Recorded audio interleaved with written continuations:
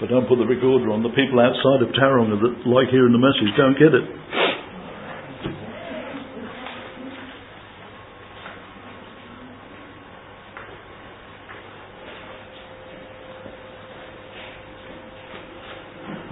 Okay, the reason I've read all the things I've read is this week's message is headed, will the real Jewish and Gentile Messiah please stand up? People get so confused. I can't remember who told me recently.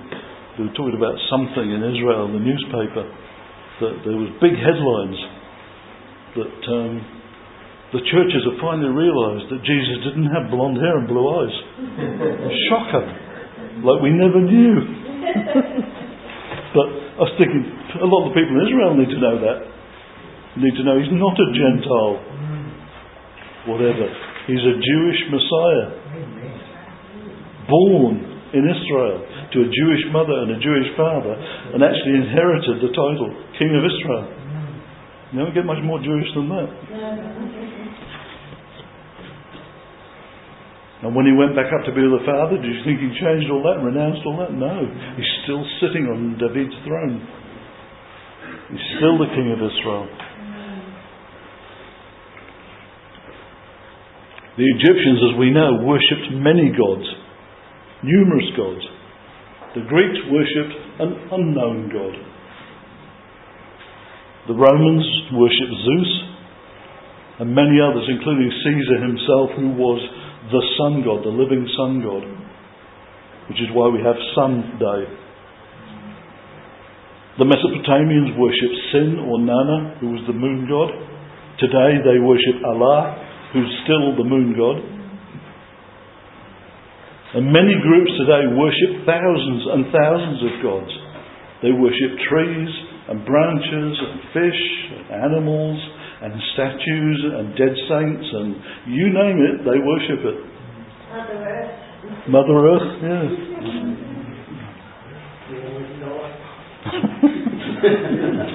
Yes. I love that scripture where it says that you cut down a piece of wood, and one half of it you fashion into a god and you worship it, and the other one you throw on the fire to keep you warm. Same tree, same log. Still dead. No life in it. But there is only one creator of the universe. There's only one creator of man. Yahweh Elohim, the God of Abraham, Yitzhak and Yaakov. Yud-Heh, Vav-Heh. Or yesterday, today and eternally. Again, the name means something. So Yeshua's question was very simple and very direct. And the answer defined him. And his role. Who do men say that I am? And it's a bit of a trick question because the bit on the end tells them who he is. I am. Again, as I've said before, asking the right question is crucial if you want the right answer.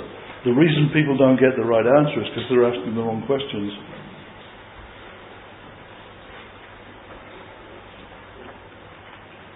Today many are asking wrong questions and getting all the wrong answers.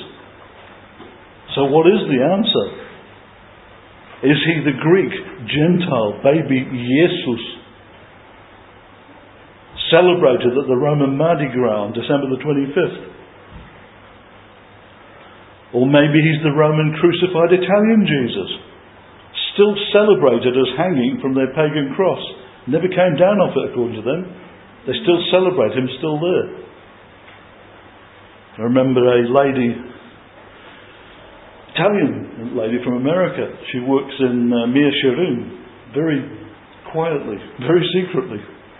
But she was saying when she used to go there to church, when she was young, obviously being Italian, she was Catholic. And she was saying she always used to come home wondering who this dead Italian guy was hanging on the wall. You know, some research actually know his name, the dead Italian guy. Yeah. His history, the Jura.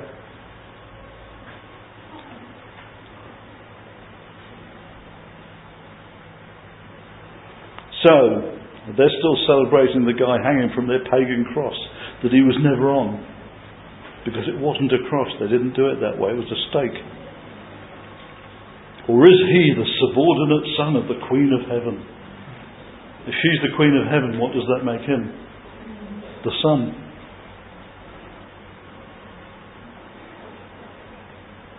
And more people around the world actually worship the Queen of Heaven than they do her Son.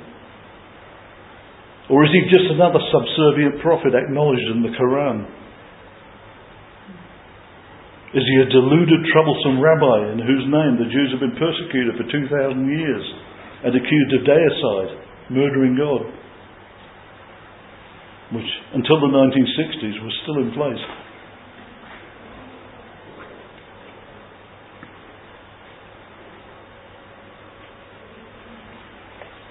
Who do you say that he is?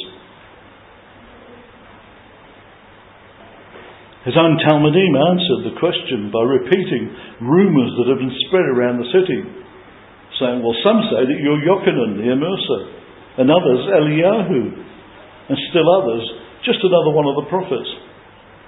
Just like the Muslims say, oh, he's just another one of the prophets, and then Muhammad came and trumped him.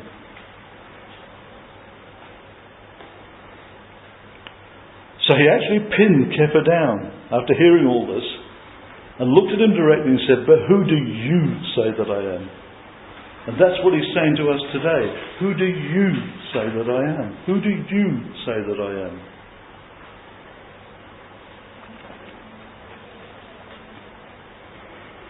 Unfortunately for him, he answered, inspired by the Ruach, you are the Mashiach, the Messiah, who again was a Jewish Mashiach, a Jewish Messiah, the one they've been looking for. And many Jews around the world will still turn around and say, but I'm Messianic as well. And I say, yeah, I know. The only thing that we don't agree on is whether he's been the first time or coming the second time. They're still waiting for him to come the first time. But we're still all Messianic. We're still looking for the same Messiah. The Roman Pontius Pilate declared him King of the Jews. And he was correct. Again, he must have been Ruach inspired. And he even placed a sign above his head on the stake. He personally declared himself to be the Son of Man. Isn't that interesting? And a voice from heaven declared, this is my beloved Son. Whose beloved Son? Only one person could have declared that, and that's Yahweh. But what does the Torah say?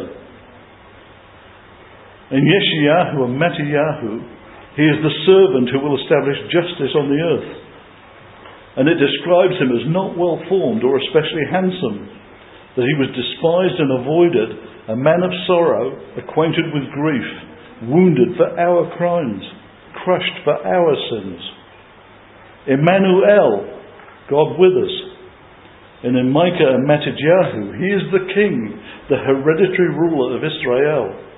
He's also the Kohen Hagadol, the high priest. Again, he won that. At the same time, he took that position when he sacrificed himself. There's no need for any more sacrifices, just acceptance of what's already happened. Everybody out there is redeemed. And people get shocked and think, no, it's just us. We're the type 5. We're the redeemed ones. And I say, no, everybody's redeemed. It's just that we found out and they haven't. We know it. They don't yet. But he died for everybody, not just us. And we need to pass that message on.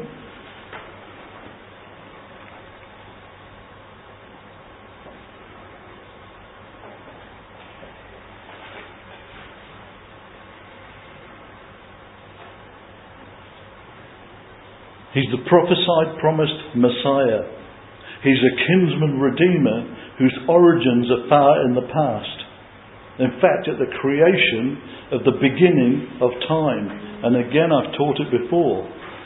At creation, he did not just create man. He did not just create all the animals. He created a special capsule for us to live in, and he called it time. And He set the sun where it is, and He set the stars where they are to regulate the clock, to regulate the time. Nobody had a watch back then. It was all done by the moon, all done by the seasons.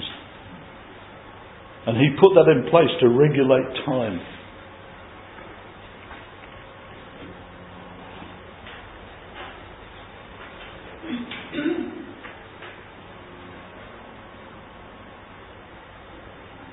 In Tehillim, Psalms and Matidyahu and Acts, He is the Redeemer of mankind, all of mankind.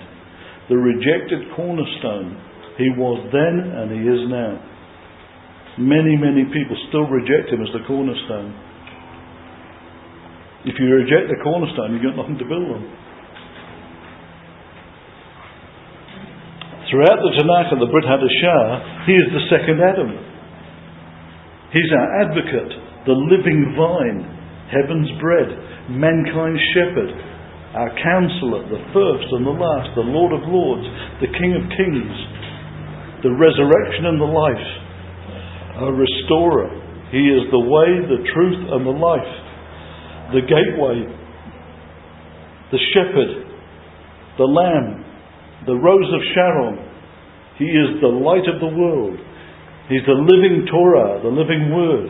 He's our comforter, our master, our Rabbi, Nazarati, the carpenter's son, the bright morning star, Emmanuel, Messiah, the kingsman redeemer, Yeshua ben Yosef, son of Yahweh, teacher, Lord of Shavat, and so many other descriptions. You can't include them all.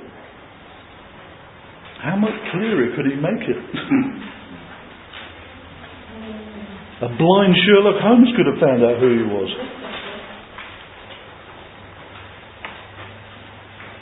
It's not that they don't recognise Him for who He is. They don't want to recognise Him for who He is. They made a conscious choice. Why? Because He threatens their authority. He threatens their power base. He threatened it then and He threatens it now. And the whole religious establishment are in the same position. It's not just the rabbis. It's all of the religious figures around the world. They don't want to admit the truth because it would expose them. It would expose the lies that they've told, and it would expose the fact that they're not who they say they are. Who are we? Servants. All equal servants together. All brothers and sisters.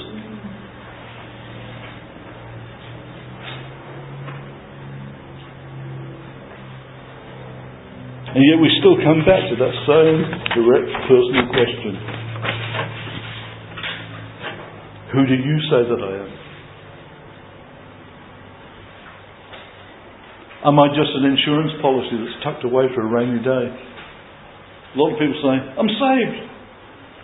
And they take the insurance policy, they stick it on a shelf, and they say, I can do whatever I like now because I know where I'm going. I've got my insurance policy.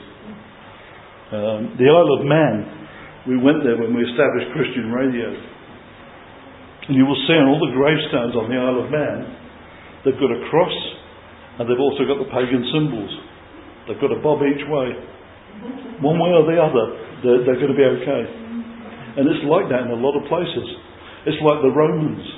They take this religion and they take that religion and they take all the other religions and they put them all together just to make sure.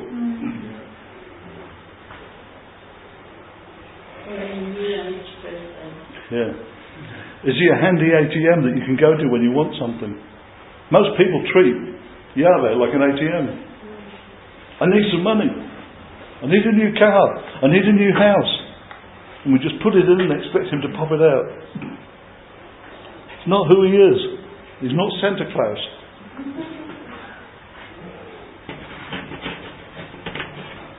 Or is He that same deceased skinny Italian guy that's portrayed on thousands of crosses hanging on walls and around countless people's necks? And as I've said before, I thought it was really funny. Somebody once said, it's a good job they didn't have the electric chair in those days, otherwise the things around their necks would be very heavy.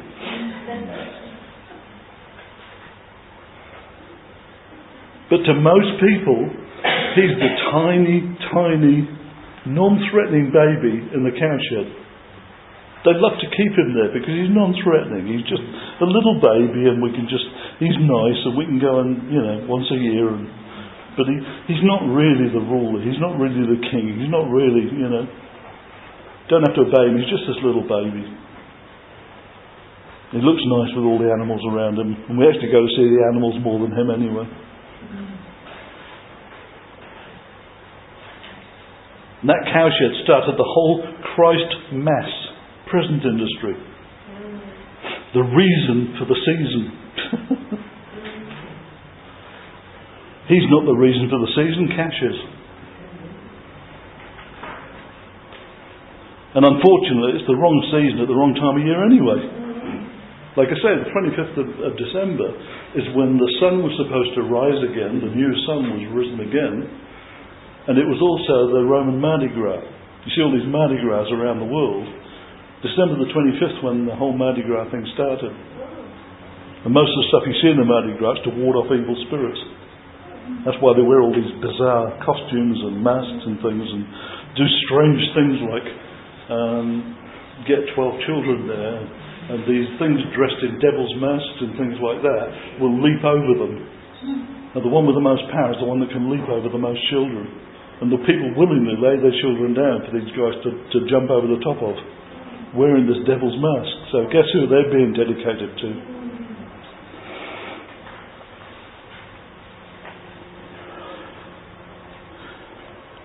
Who knows that it's in October?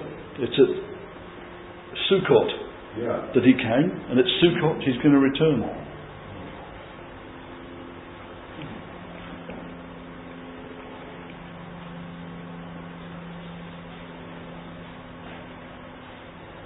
Or perhaps he's actually the one he's the one who he says he is.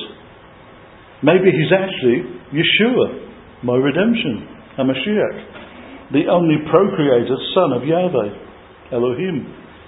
Maybe he's a Jewish man born in Bethlehem, the house of bread, who's a direct descendant of King David, who sits on his throne to fulfill Yahweh's promise.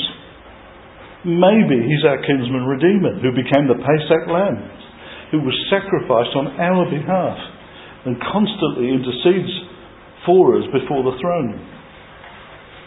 Maybe he's the bridegroom who's preparing a place for us in his Abba's kingdom. And like any Jewish bridegroom, will return for his betrothed, his future bride, at the end of time. Tomorrow, we will be celebrating a betrothal.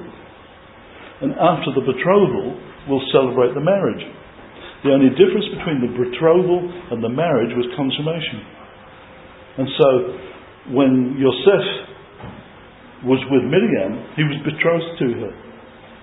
And then he had to make a choice to marry her. That was a deliberate choice.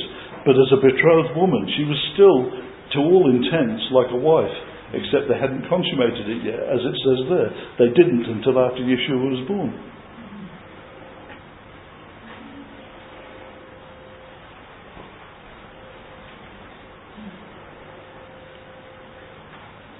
Maybe when Abba makes his mind up and tells him it's time, he'll return for his betrothed, his future bride at the end of time.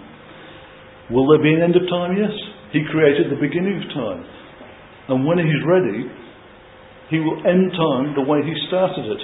He will take away the planets and the moon and the things like that. That's why that's significant. People say, it's terrible, all these things are going to happen. He's just doing the exact opposite of what he did when he created time.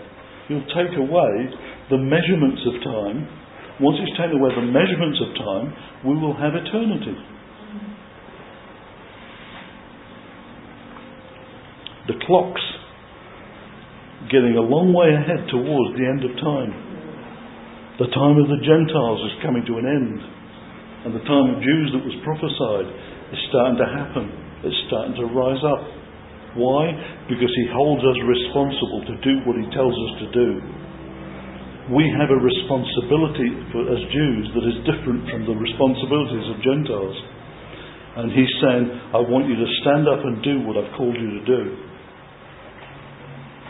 To be the light of the world, to be the salt of the world, to take my word to the ends of the earth and return. This is the ends of the earth. Why is New Zealand significant? Not because it's a big island. The reason New Zealand's significant is because it's the ends of the earth, and the word will return from the ends of the earth back to Jerusalem.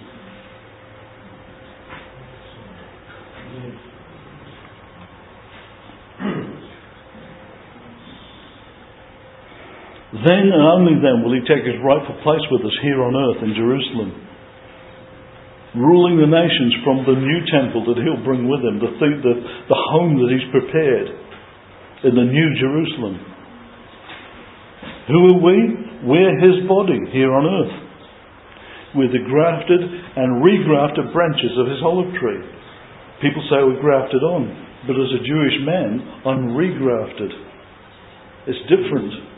I'm part of the cultivated olive, and I've just been regrafted onto the olive tree.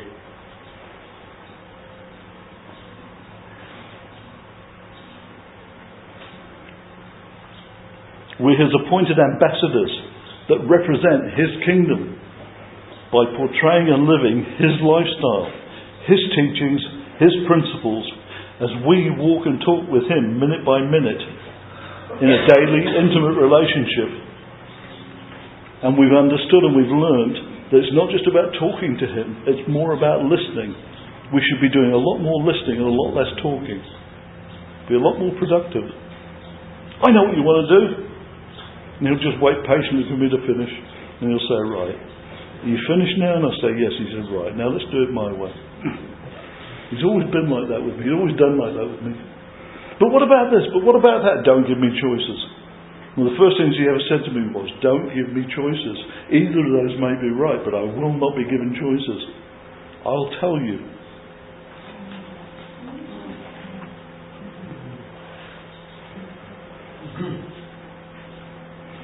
But we have to listen to his answers, and then we have to do the most important thing and obey him and carry them out. No good just listening. We have to listen and actually carry it out. I've told you before about the story about these young men that went up to the big city, the big meetings where they were having wonderful things happening. And he said, what's your secret? And they said, well, it's very simple. You talk to him, you listen to him, and then you obey him. It's that simple. How many people are brave enough to talk to him, and whatever he says, be prepared to carry it out? Not as easy as it sounds. He doesn't always say the things we expect him to say.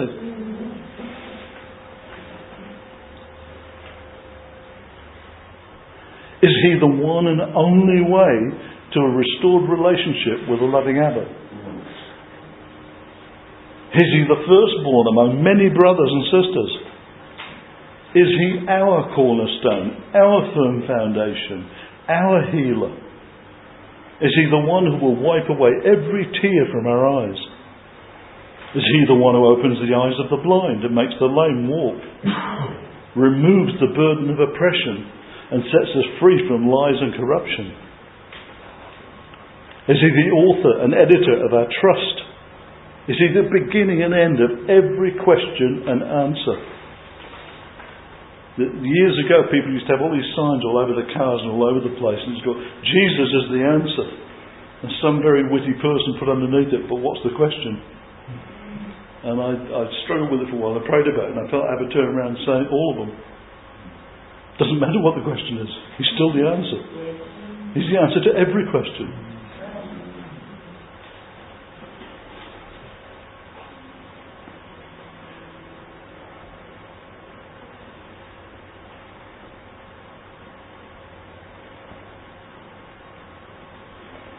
Is he someone who defines unconditional love?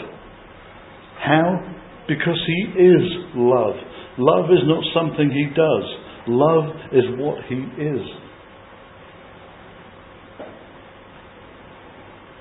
What's the enemy? The father of all lies. There's no truth in him. There's no love in him.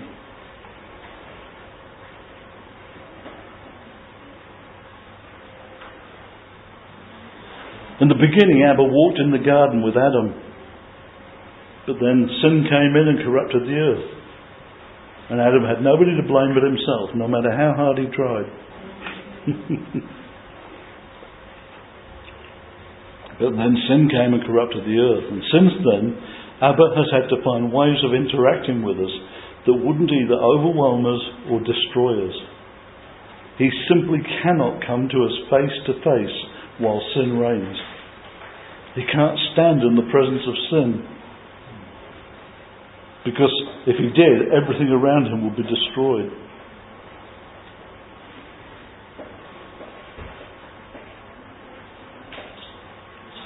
We would never have survived the encounter. But in Yeshua, we have a solution. And remember, Yeshua isn't the loving one, and Yahweh the distant, harsh, judgmental one. So many people is, oh, Yeshua loves us. But Yahweh, he's the one that's hard and harsh and judges us. No, they're the same person. He hasn't got a split personality.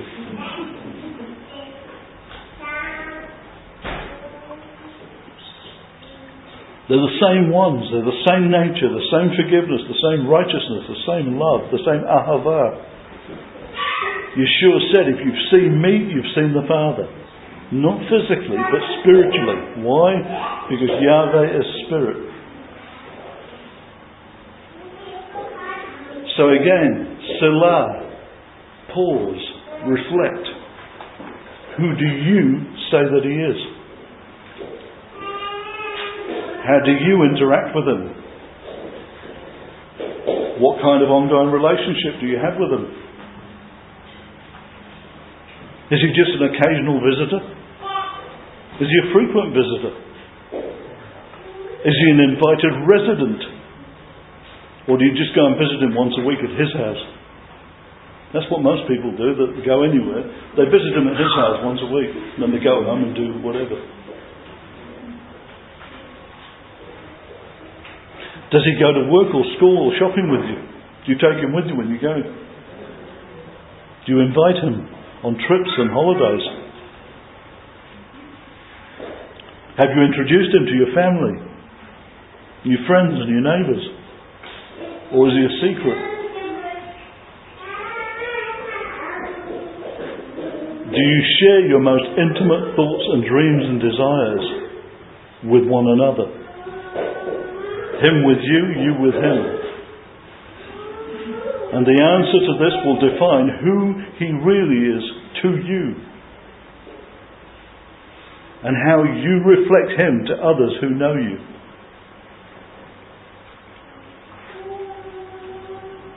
Of course, some are going to reject him when you talk about him or show him to them. And they'll try and describe him as something totally different. This historical figure. And they won't agree with my definitions of him and who he is. But my answer to them is always the same. You don't know him. You just know about him. I know him. I know his nature. This is who he really is.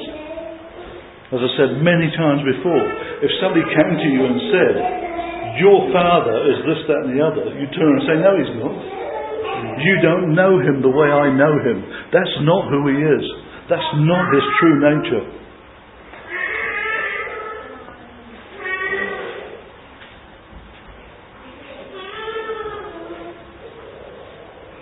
You don't really know him the way I do. You only know about him through the myths and legends that have been fed to you that are untrue. And then I will try and introduce him to the real person, not with doctrines, but with testimony. Doctrine they can argue with. Testimony they can't. It's your testimony. They might not like it, but they can't argue with it. They can either accept it or not accept it, but they can't argue with it. They can't say, oh no, but I've got a different take on that. I've got a different scripture. That's not how I see it. That's not my truth. I don't care. If it's my testimony, it's the truth.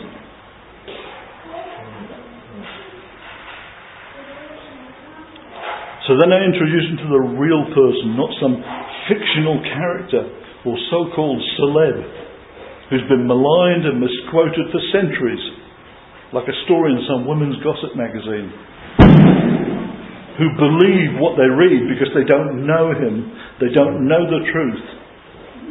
And the magazine has to make up the story as they go along.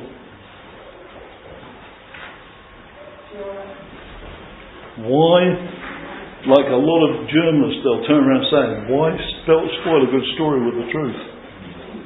There's a lot of religious people out there that feel the same way. They just make it up as they go along. So who and what do men say that he is? They say whatever they've been taught and seen in the lives of those who say that they're his followers.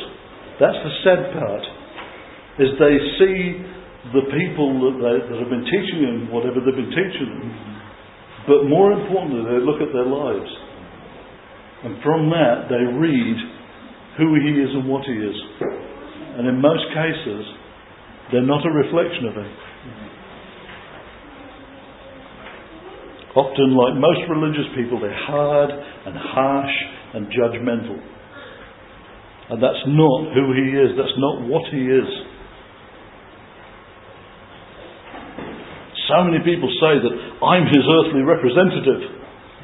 Well then, if you're his earthly representative, you better start representing him the way he really is.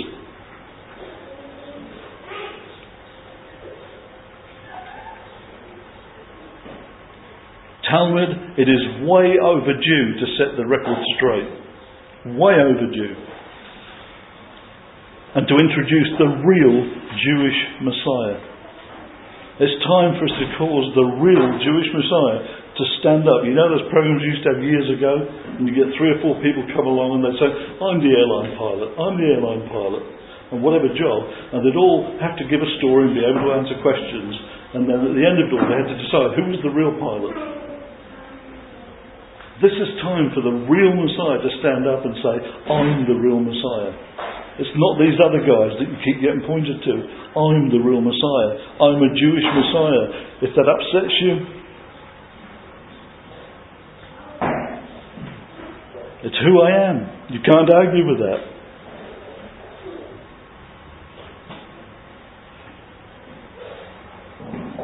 The real Jewish Messiah, the Yeshua, the Redeemer, to a confused and broken, desperate and hurting world. They need to see him and experience him as he really is. They need to see him as somebody to have a relationship with and not just follow a set of rules and regulations.